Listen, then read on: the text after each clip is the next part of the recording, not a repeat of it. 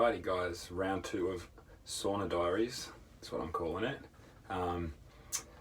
Sitting here sweating it up in the sauna and focusing on my breathing, trying to stay relaxed. I'm going to try and do an hour today, and when I sit around in here trying to stay off my phone, I think about just trying to get comfortable the whole time, just get that breathing slowed down, try and sit with the heat and the sweat and tell myself how good it is to get comfortable being uncomfortable. And I've heard a heap of people say that before, and it's sort of something I've started trying to implement.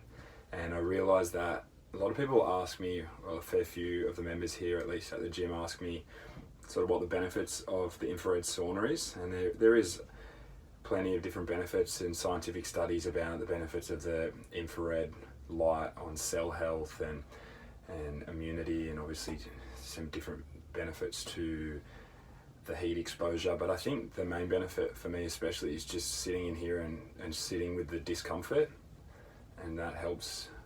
I think that helps me grow into a bit more resilient person, so that when other uncomfortable things come along in a weird way, it makes it easier to manage. And it's the same things I've committed to for the last sort of 12 months or so, having a cold shower every morning, first thing out of bed, no hot water. And that was pretty rough in winter, and you sort of speak to people about it and tell them you're doing it, and they're like, oh, I can't do that, and why do you do that? And there's other benefits for that as well. You know, there's studies that show that it's good for your immunity, and there's potential can convert fat to different brown adipose tissues that's easier to burn, and all these different type of things that people use to try and promote the benefits for a cold shower. But again, I think the number one benefit, at least for me, is exactly the same as the sauna, is that it's uncomfortable.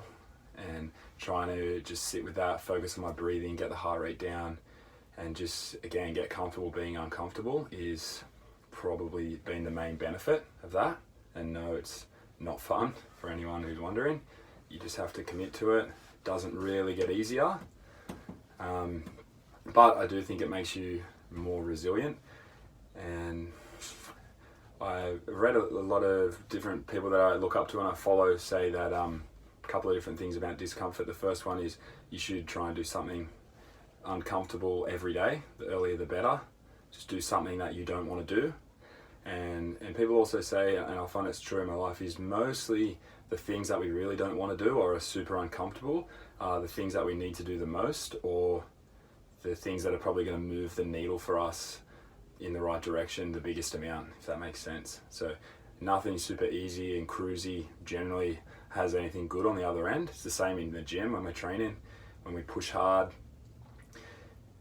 push past what we think our limits are, that's when we see the improvement, obviously mixed with adequate recovery and rest and all the rest of it. But that's when we get the biggest benefits, when we push past our limiting beliefs or what we think that we're able to do, and we make those incremental jumps. And I think that's the same with things like the sauna, cold showers, anything that makes you uncomfortable, cold swims in the ocean.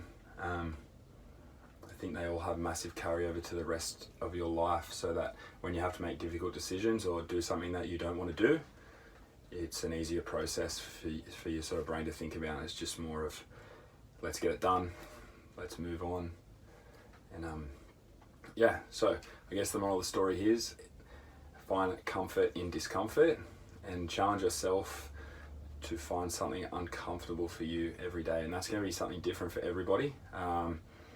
Something that was super uncomfortable for me to start with was standing up in front of a crowd. So even coaching the classes was super intimidating, and I used to get super freaked out.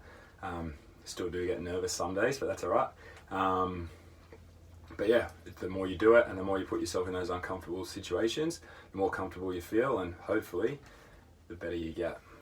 So challenge you guys to try and do something that you don't want to do. If it's a cold shower, if it's a sauna, public speaking, something that you think has benefits for you, but you've been digging your heels in the sand because it's sort of too hard basket. I encourage you to commit to trying something like that. Set yourself a goal every day for 30 days if you can. Overcome that difficulty, see how you feel.